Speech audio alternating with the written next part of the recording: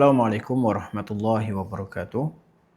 Alhamdulillah wa kafa wassalatu wassalamu ala nabiyyina al-mustafa wa ba'd.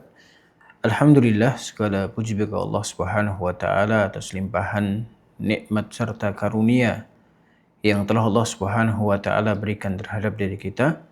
Mudah-mudahan Allah Subhanahu wa taala senantiasa berikan kita nikmat-nikmat tersebut, melanggengkan nikmat-nikmat kebaikan yang mungkin saat ini kita rasakan, dan di antara nikmat yang terbesar yang Allah karuniakan kepada kita semua adalah nikmat untuk belajar ilmu agama.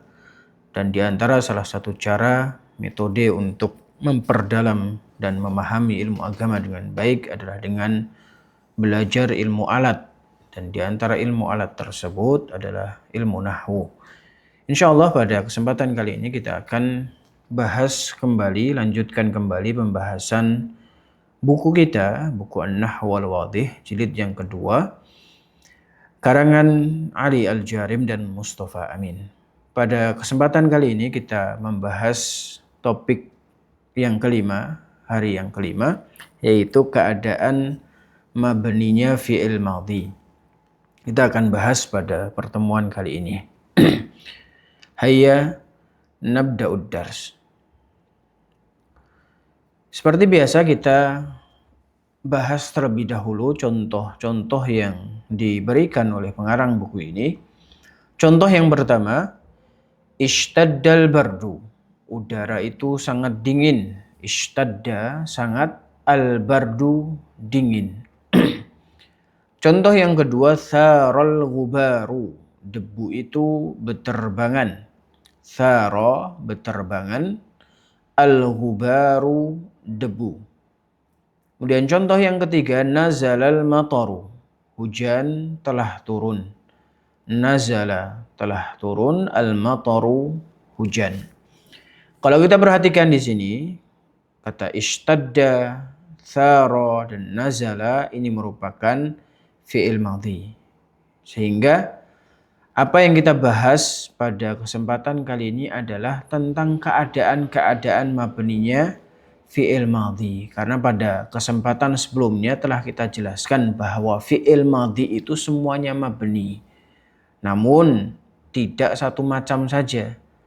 Yang kita bahas pada kesempatan kali ini adalah jenis-jenis atau macam-macam dari mabninya fi'il madhi. Kemudian kita lanjutkan terlebih dahulu. Contoh yang keempat, al-auladu la'ibu. Anak-anak itu telah bermain. Al-aulad, anak-anak, jamak dari waladun. Kemudian la'ibu, telah bermain. Kemudian contoh yang kelima, ar-rijalu safaru. Para lelaki itu telah safar atau telah bepergian. Ar-rijal, para lelaki, safaru, mereka telah bepergian. Contoh yang keenam, al-ummalu ta'ibu. Para kuli itu telah lelah. Al-ummal, para kuli atau para pegawai. Ta'ibu, mereka lelah. Kalau kita perhatikan, yang perlu digarisbawahi pada contoh nomor 4, 5, dan 6 adalah pertama kata la'ibu, ini fi'il madhi. Kemudian safaru, ini juga fi'il madhi. Kemudian ta'ibu, ini juga fi'il madhi. Kemudian contoh nomor 7, fatahtu al-baba. Fatahtu al-baba. Saya telah membuka pintu. Fatahtu, saya telah membuka, al-baba, pintu. Contoh nomor 8, talaqqaftul qurata. Saya menangkap bola. Talaqqaftu, saya menangkap, al-qurata, bola. Nomor 9, akhadtu jaizatan. Saya telah mengambil hadiah. Akhadtu, saya telah mengambil, jaizatan, hadiah. Yang perlu diperhatikan di contoh-contoh tersebut adalah kata fatahtu, ini fi'il madhi. Kemudian talaqqaftu, ini fi'il madhi. Kemudian juga akhadtu, ini juga fi'il madhi. Fi'il atau kata kerja jenis lampau. Sehingga kalau kita terjemahkan itu artinya telah melakukan. ya telah melakukan sebuah pekerjaan. Kemudian contoh yang nomor 10.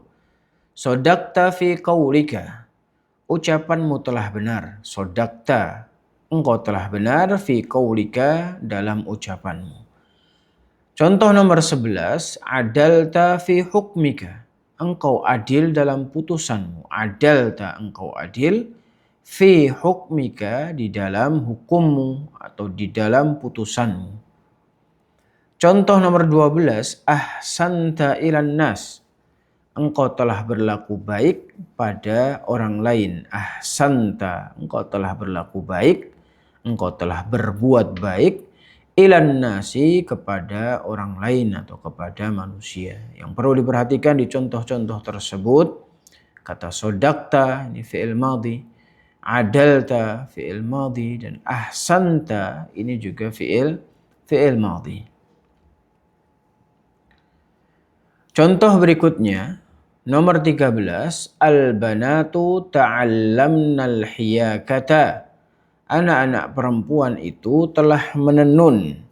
Al-banat, jamak dari al-bintu, yaitu anak perempuan. Ta'allamna, mereka belajar. Al-hiyakata, menenun. Contoh nomor 14, al-ummahatu at'amna auladahunna.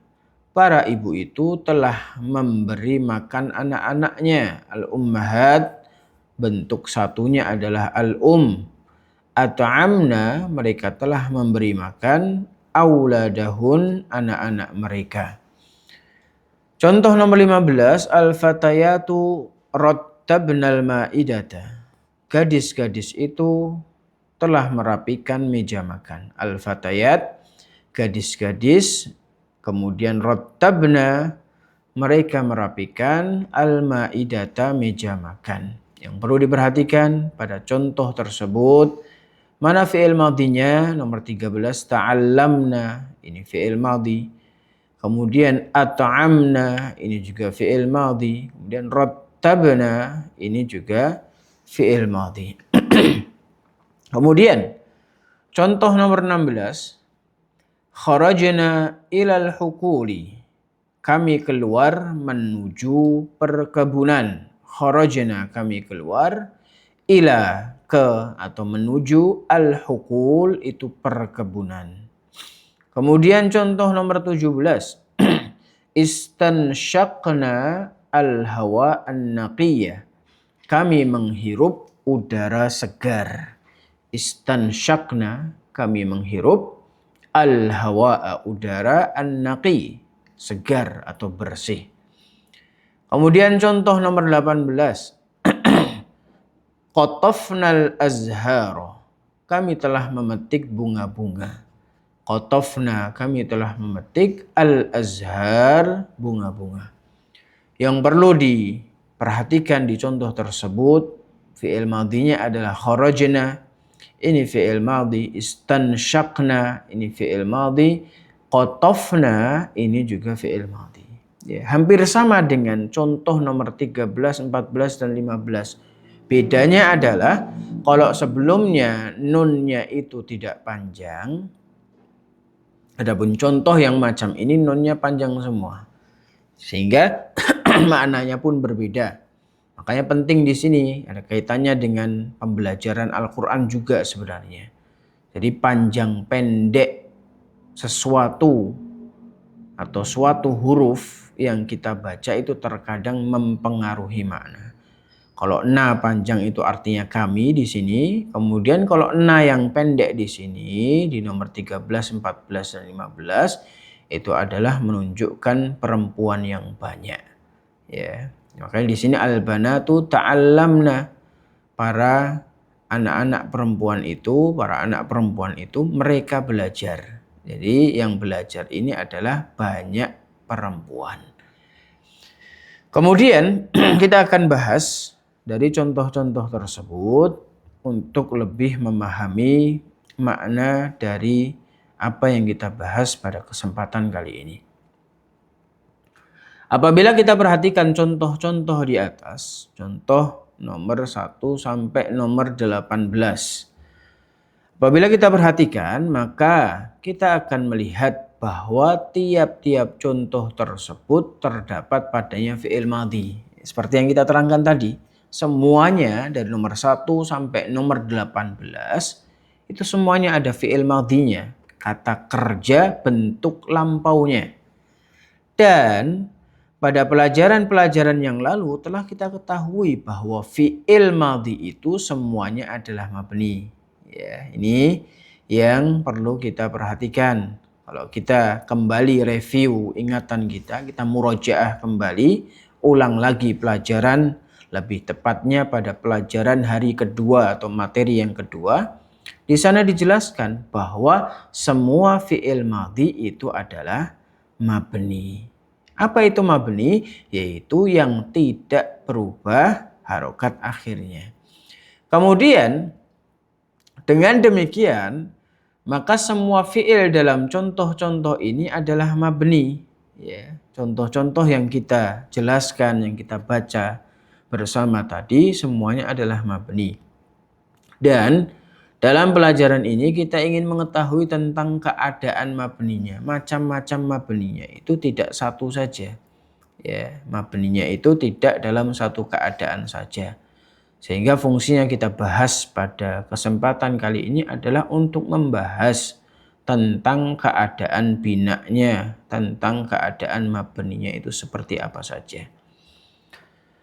Kemudian karena itu, maka marilah kita perhatikan contoh-contoh yang pertama. Ya, contoh yang pertama yaitu nomor 1 sampai 3 kita melihat padanya fi'il-fi'il madhi seperti ishtadda, ya, menjadi sangat, tharo artinya berterbangan, dan nazala yang artinya turun. Yang huruf akhirnya tidak bersambung dengan apapun dan kita melihat bahwa huruf akhirnya difathahkan. Jadi ishtadda, thara, dan nazala itu huruf akhirnya itu tidak ada imbuhan apapun. Setelahnya tidak ada huruf apapun. Sehingga maka mabninya itu difathahkan. Huruf akhirnya itu difathahkan. Kalaupun kita terus memperhatikan fi'il madhi yang tidak bersambung dengan sesuatu itu di sembarang kalimat, maka dapat kita lihat bahwa huruf akhirnya tetap difathahkan. Jadi walaupun dia posisinya berubah di kalimat, tapi kalau seandainya dia tidak dapat imbuhan apapun, tidak ada tambahan huruf apapun, maka harokat akhir dari fi'il madhi tersebut itu difathahkan. Karena itulah dapat kita katakan bahwa dalam keadaan seperti ini fi'il madhi itu dimabnikan dengan fathah. Makanya bahasa Arabnya apa? Mabniyun alal fathi. Ya, itu yang pertama. Kita coba lihat contohnya yang kita bahas tadi. Ya, contoh nomor 1, 2, dan 3. Ishtadda, nggak ada tambahan apapun setelah dal. Kemudian thara, nggak ada tambahan huruf apapun setelah ro. Kemudian nazala juga tidak ada tambahan. Jadi asli semuanya ini. Ya, tidak ada imbuhan apapun. Kemudian berikutnya apabila kita perhatikan 3 contoh kalimat kedua, yaitu nomor 4, 5, dan 6, maka dapat kita lihat bahwa fi'il atau kata kerja la'iba yang artinya bermain, safaro artinya bepergian, dan ta'iba lelah itu benar-benar bersambung dengan huruf wawu. Ya, la'iba asalnya la'iba tapi menjadi apa? La'ibu. Ya. Kemudian safaro menjadi safaru, ta'iba menjadi ta'ibu. Karena apa? Karena setelahnya itu ada tambahan huruf, yaitu huruf wawu, yang menunjukkan bahwa perbuatan tersebut timbul dari sekelompok laki-laki. Jadi perbuatan bermain itu yang melakukan permainan tersebut itu banyak orang laki-laki. Demikian juga yang melakukan safar itu banyak orang laki-laki, dan yang capek itu adalah banyak orang laki-laki, sehingga perlu tambahan wawu. ya, perlu ada sambungan wawu yang menunjukkan bahwa yang melakukan pekerjaan itu adalah sekelompok laki-laki, bukan hanya satu orang saja. Dan kita lihat huruf akhir fiil-fiil tersebut itu didommahkan. Ya, sehingga kalau ada fiil madhi kemudian bersambung dengan huruf wawu yang menunjukkan sekelompok laki-laki yang melakukan pekerjaan tersebut, maka huruf akhir fiil tersebut itu didommahkan. Kita lihat untuk memastikan. Al-aulad, ini banyak anak laki-laki. Sehingga tidak cocok kalau kita katakan la'iba. Karena apa? La'iba itu yang melakukan hanya satu orang. Ya, maka kita tambahkan wawu di akhir la'ibu. Lantas berubah juga, yaitu apa? Harokat akhir, yaitu dari huruf ba-nya itu dhammah. Demikian juga ar-rijalu safaru. Ya, ada tambahan wawu sehingga ru-nya itu ro-nya itu berubah menjadi dhammah harokatnya. Demikian juga al-ummalu ta'ibu, yang awalnya ta'iba kemudian dapat imbuhan wawu karena untuk menunjukkan yang melakukan perbuatan tersebut adalah orang banyak, maka dapat imbuhan wawu tersebut. Kemudian kalaupun kita terus memperhatikan tiap-tiap fi'il madhi yang bersambung dengan wawu jamaah. Jadi itu namanya wawu jamaah ya ikhwan.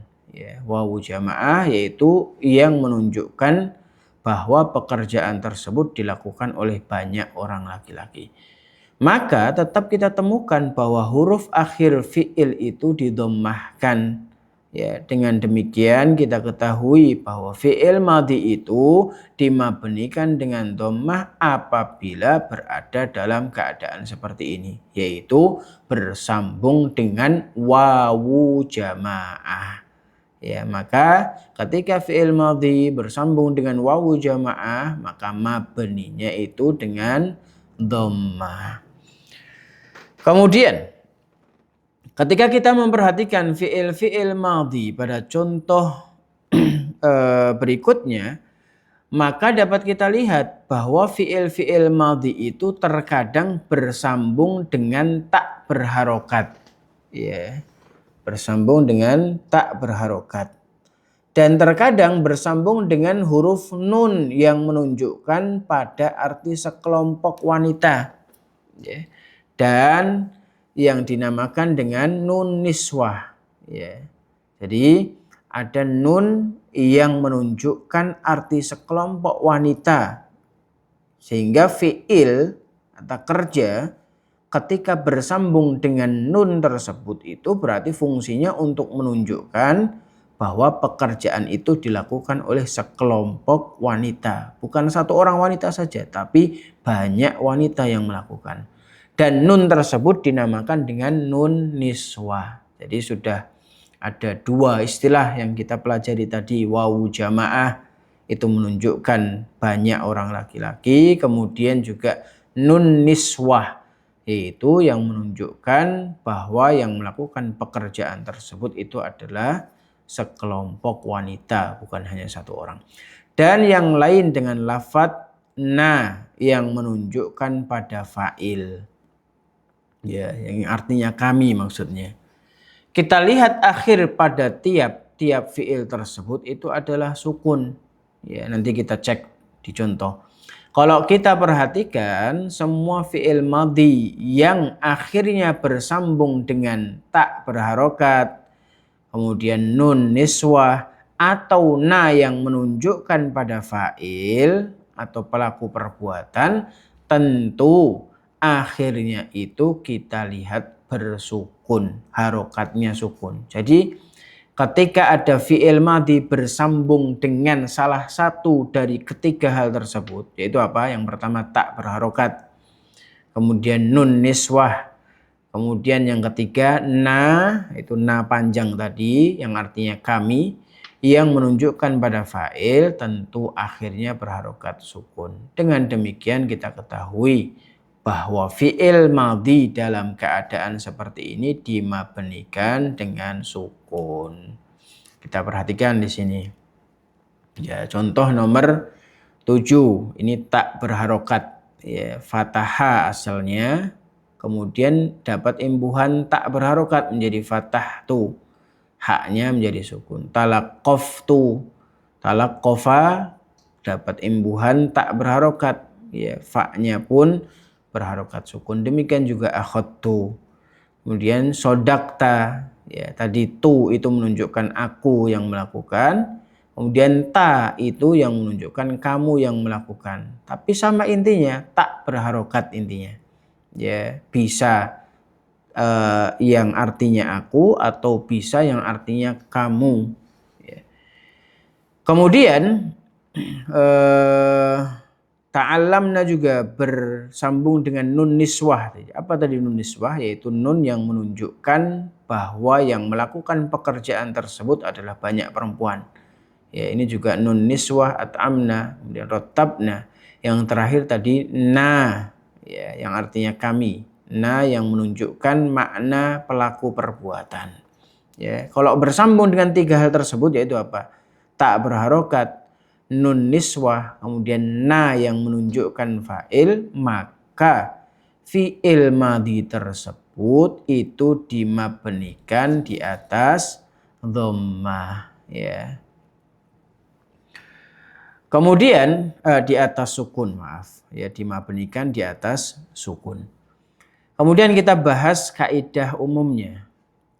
Al-fi'lul madhi yubna 'alal fathi illa idza ittasalat bihi wawul jama'ati fayubna 'alad dhammi aw ittasalat bihi ta'ul mutaharrikatu aw nunun niswah aw na ad-dallatu 'alal fa'ili fayubna 'alas sukuni.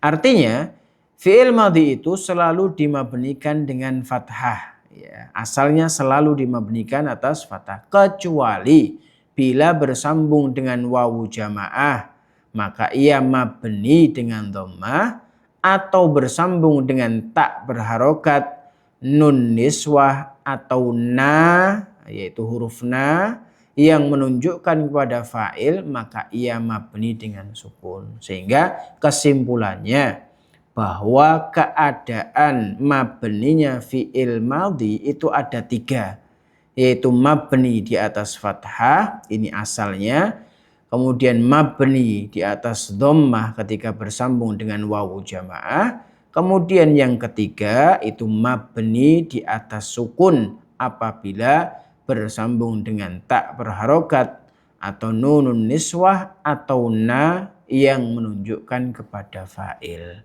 Itu mungkin yang dapat kita bahas pada kesempatan kali ini. Setelahnya kita akan banyak berlatih dengan mengerjakan tamrin, mengerjakan latihan-latihan yang ada di buku An-Nahwu Al-Wadhih. Mudah-mudahan dapat dipahami, mudah-mudahan Allah Subhanahu wa taala memberikan pemahaman yang baik kepada kita semua sehingga semakin memantapkan kita dalam memahami syariat Allah ini dengan baik. Demikian barakallahu fikum wa sallallahu wasallam ala nabiyina Muhammad. Jazakumullahu khairan.